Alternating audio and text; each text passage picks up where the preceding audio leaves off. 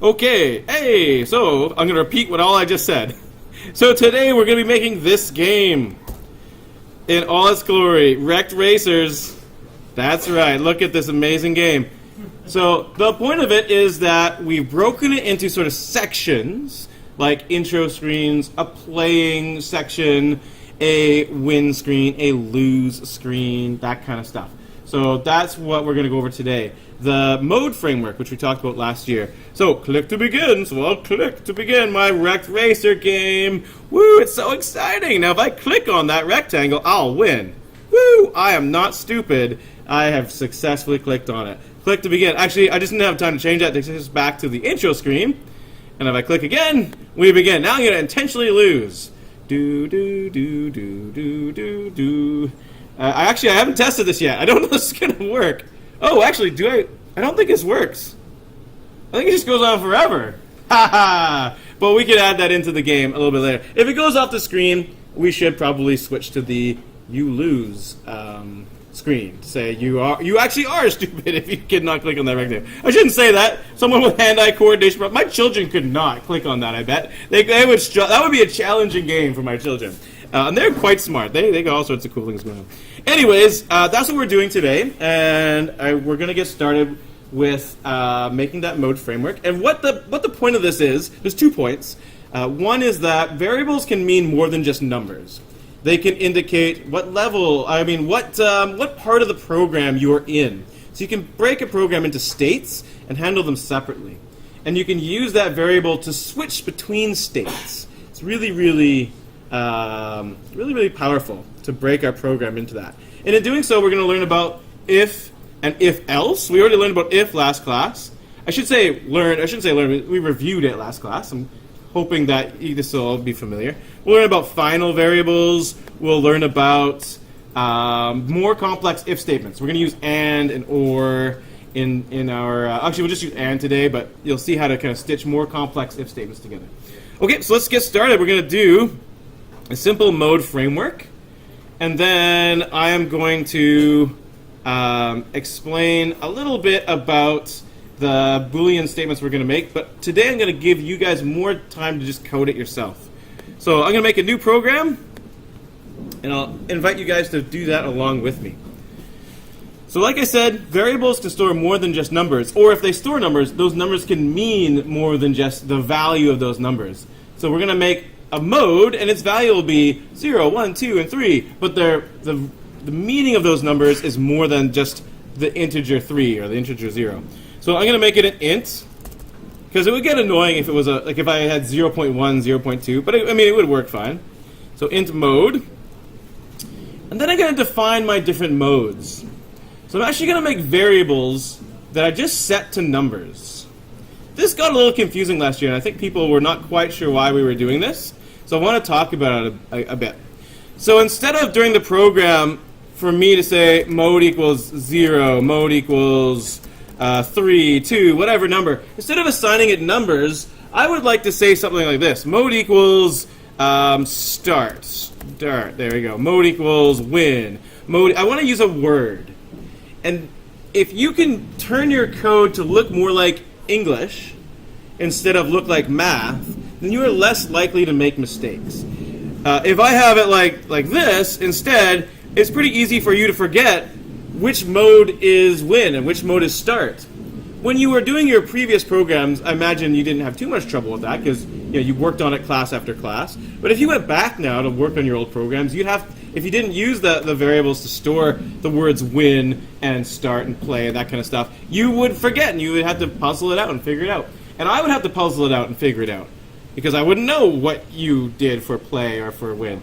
So it's a really good idea to turn your code to look like English. So what we're going to do is make some words that have numbers, but then we can just use those words ever after. So the modes we're going to have are like our starting screen. I'll just call it start. I want to have a word for playing. I'll call it play. One for winning and one for losing. I'll call it win and fail. So to turn those into words we can actually use in our program, we're going to make them variables. So I'm going to be int start, int play, int win and int fail, and I'm going to give them unique values. What the values are doesn't matter, by the way. You can make it 4012 and 11 and whatever, but I don't really want to get crazy like that. I'm just going to make them simply just increasing by 1 each time, but the actual value is irrelevant. And one last thing, I want to lock these variables, so I can't change them by accident. You probably wouldn't do fail plus plus at any given point, but you might accidentally. So I'm going to turn these, instead of into variables, into constants. They're locked in for their values. Put the word final in front of it. So now I can't change the value of start, I can't change play, I can't change win, and now I can't change fail. They're always going to be equal to those values. But the important thing now is I can say mode equals start. And then I can ask the question, does mode equal start? Or does mode equal win? I can set mode to win. I can use the words instead of the numbers. And I hope everyone understands why that is better programming practice. It just makes it easier to read your code. If it reads like a sentence instead of like an equation, you will have a better grasp of whether it's correct or not. I will have a better grasp of what's going on, and that can help you more. So that's a really good goal to move towards, is making your code read like a sentence instead of an equation. So there we go. A new way of using variables. Exciting. Now, we're going to make a little animated game. So what functions do we have to define? Remember, they start with void. Void setup, yeah, thank you. And void, draw. And we're using the mouse. So we're going to learn a new one. Last class we learned about key pressed and key released. There's also mouse pressed and mouse released. I'm going to use mouse released today. You could use mouse pressed in another project if you want.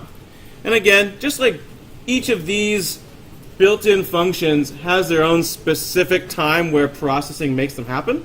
For example, setup happens right at the beginning of the program and then stops and never happens again. Draw happens every frame that function gets called. Mouse release gets executed, or the code inside of mouse release happens when you let go of the mouse button, any mouse button.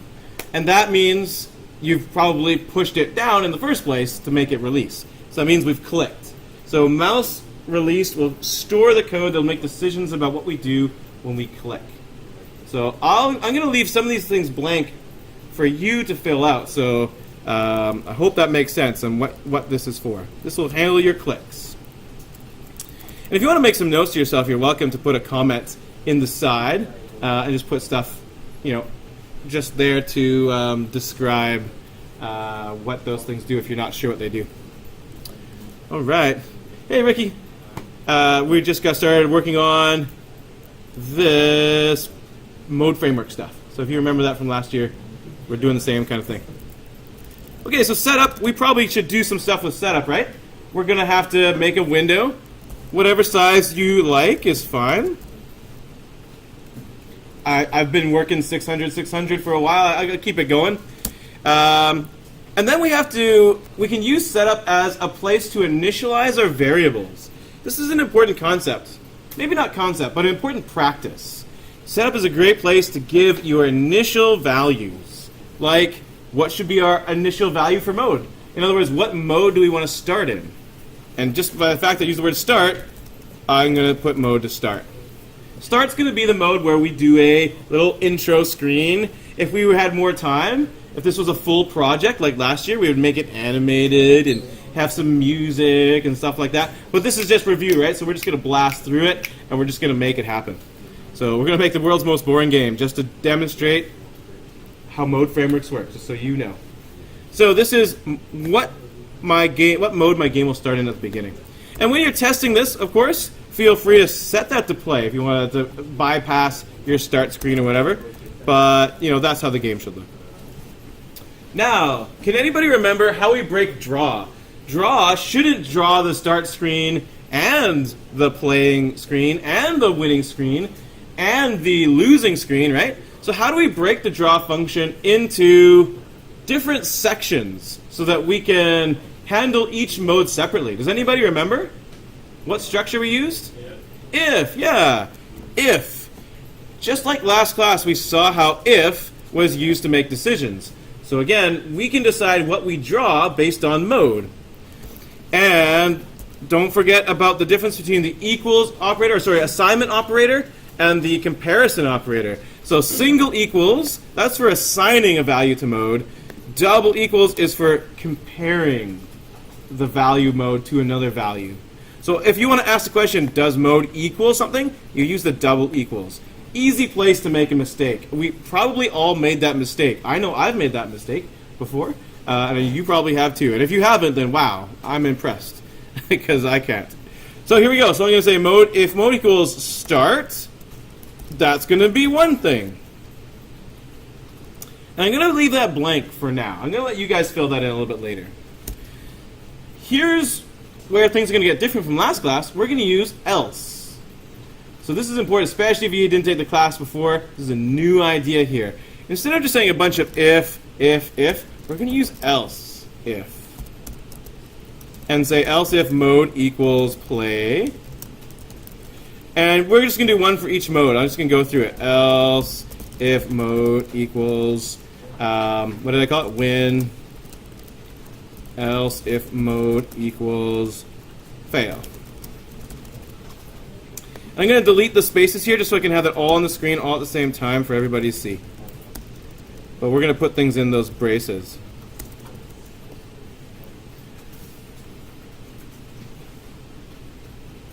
I'll give you guys a second just to type that out.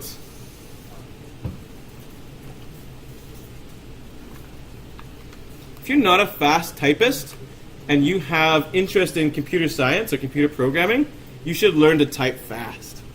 It is important. It's not essential. You could be a great programmer and a slow typist, but you're going to be using this tool for the rest of your life, so you might as well be fast. There's lots of websites to learn how to type faster. All right, so here we go. This, by the way, folks, I'm going to select this whole thing. This is what we're going to refer to as the mode framework. And all of our games have this that we made last year. Actually, I don't know if that's true. We might have made some derpy games that didn't. Some really simple games. But we're always going to put our games into a mode framework because it allows us to control what we're doing. And there can be more modes than this, by the way. If you want to pause our game, we can have a pause mode. If it's like a Pokemon game, I don't know, I don't play really Pokemon games, but I understand there's like, not Pokemon Go, but there's like the top-down world view where you're walking around the world, and then, a wild something appears, and then you go into some battle. So that could be two modes too, like map mode versus battle mode. You have, whenever the game changes into a different type of game, that's a mode. And so as we get into more complex projects, our mode frameworks can grow to support whatever cool ideas you have for your games. So that's the mode framework. And now, I'm getting back to else if. Else is a new word for some of you, or maybe an unfamiliar word for some of you. So story with else. If you put in if, else, if, you make a chain. All of this is really one statement. And I'm missing the final one. You can put in a final else, which has no question attached to it. It's just else. It's just sort of like, what if nothing else is true? So let me just explain how this chain works. It will check to see if the first thing is true. If that is true, if the first if statement is true, it'll go and do whatever this block of code is, and then done. It's no more. None of the other things will even be checked to see if they're true. So that way you can't ever overlap modes. So if that is true, it does this block of code, and then it goes all the way to whatever's next. And in most cases, there's nothing after in our draw function. So it'll just loop again. So these are really distinct blocks of code that can never happen all at the same time. We have made them so that they are separate with this else if. What if this is false, though? If that's not true, if it's not start, then it checks the next thing. And if that's true, it'll execute that block. Otherwise, it'll check the next thing. If that's true, it'll execute that block, and so on. If none of them are true, then it executes the final block. So, in this if-else chain, something must happen. If all of these are wrong, then at least the else will trigger. And what do we usually use the else for? For error checking. In case, for some weird reason, we screwed up and it got into mode 5, like equals 5, and like there is no mode defined for that. So I usually write a print line statement like mode error, undefined mode, whatever. Like put something in there, and then I'll actually put in what the mode variable is. So print line, remember that's the thing that prints to the console. So I can print out a message to myself, and I will print out what the value of mode is that got me into this trouble. Great idea to set that up, because if you have that problem, could you imagine solving that problem? If mode was 5 and none of these were true and you didn't have anything print out, the screen would just be blank. You'd run your game, it would be blank, and you'd have nothing to go on to understand what your problem is. So I'm setting this up kind of to preempt some problems for myself. So for our rect racers game that you're going to make, you can make it ellipse racers or whatever. You can change it to be way cooler than mine, by the way. I'm going to let you guys define these things. So what goes inside of here? Well, this is the code to draw what the start screen looks like. And this is the code to draw what happens in the playing of the game. This will be the most complex part here, the mode equals play. This game is simple enough that we don't need to break it into further functions or anything, but that's an option that we'll do later on. And this will be, in here in this block will be what the win screen looks like, and this is what the lose screen looks like. So you break those up separately. All right, so actually maybe we'll just do the start screen together. Maybe just to get everyone on the same page. So start screen, pick your colors. Oh, do you guys remember that website from last year to pick colors? What is it? Color Lovers. I love Color Lovers. Color, spelt the Canadian way, lovers.com. So if you don't like finding color palettes on your own, I mean, I use black and white, so, whatever, you guys can do whatever you want. But why not refresh yourself, because these will be useful to have. Search palettes, search for something, give me a word. What's that? Harambe. Okay. We got a Harambe color scheme right here, 80s retro. So this will be great. You can use that to grab colors. I guess I'm going to use 80s retro because that sounds pretty awesome to me, since I grew up in the 80s. Hey, look, it gives you all the information to make these colors happen. If you remember hex codes and how to work with them, that's great, but they also give you the RGB values for you to make that color, and that color will appear in processing. So these color schemes are not necessarily beautiful, but usually you can find a pretty good color scheme by searching up random words or useful words. I could search up rectangle, because this is rectangle racers, and find out what crazy things people have come up with. Maybe I'll search up Lightning McQueen, because it's a racing game, and I want to infringe on Pixar's intellectual property.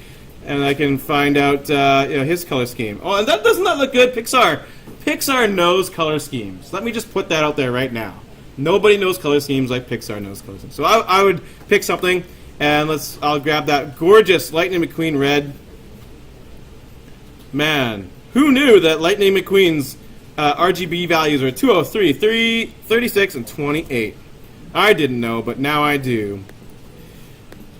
So maybe I'll background with that, and then I'll fill with white. I should probably choose another color, and then I'll put some text on the screen. Oh, how do you put text on the screen, you ask? So the way you put text on the screen is by the function text, and you type in a set anything really in double quotes as your first parameter. So I'm going to put in rect racers, but you guys call your game whatever you want.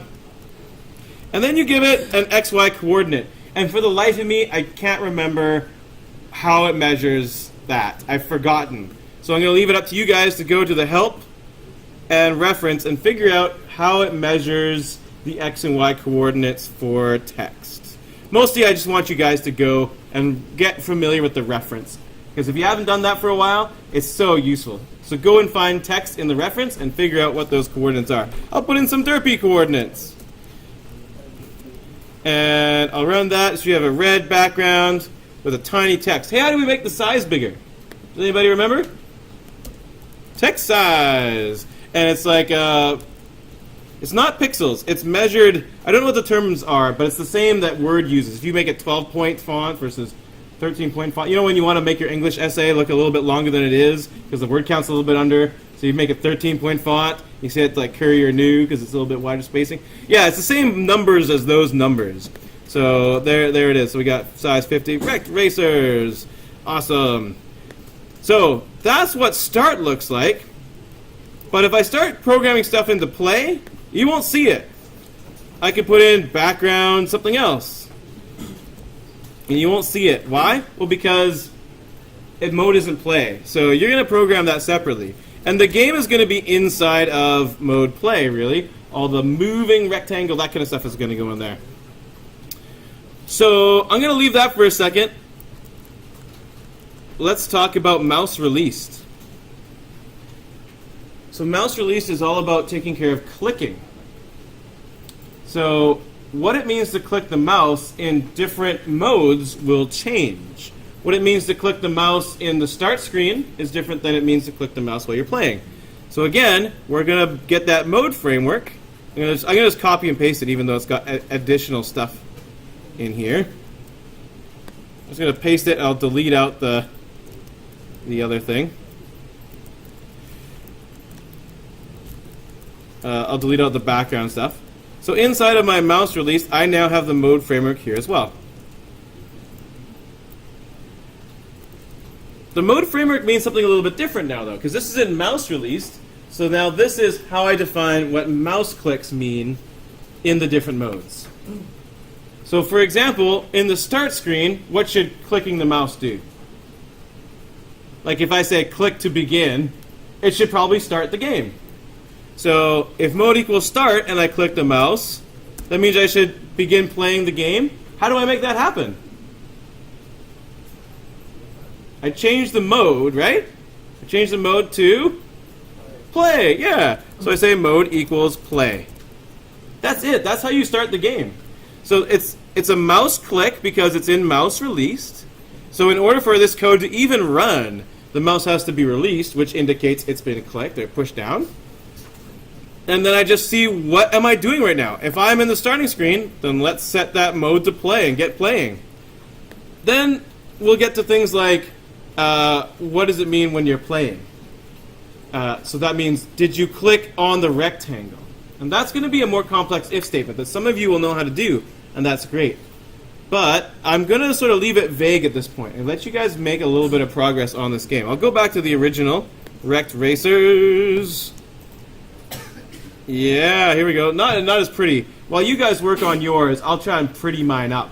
You can replace the rectangle with a picture, for example, of Lightning McQueen, I guess, or Harambe, or whatever it is you want to do. It could be like Harambe Quest. Revive Harambe by clicking on him. I don't know.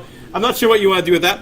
But here we go. I'm going to click to begin. And, oh, look, a game begins. And if I click here, it fails. But if I click on the rectangle, I win.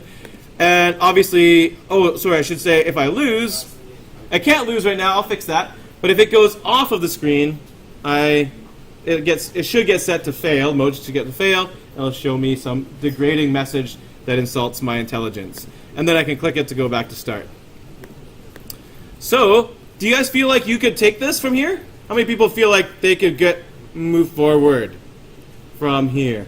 Quite a few people. And at least people that are spread out throughout the room. If you don't feel like you're quite up to this task, then just do the parts you think you can do, and then feel free to call me over. Remember, this is review, and I don't want review. Review isn't just listening to me talk about stuff. Review is doing the things that you've done before and remembering how they work. And sometimes you don't really test yourself until you do it and think on your own. So I'm going to call that good. I'm going to stop talking, and we're going to stop recording.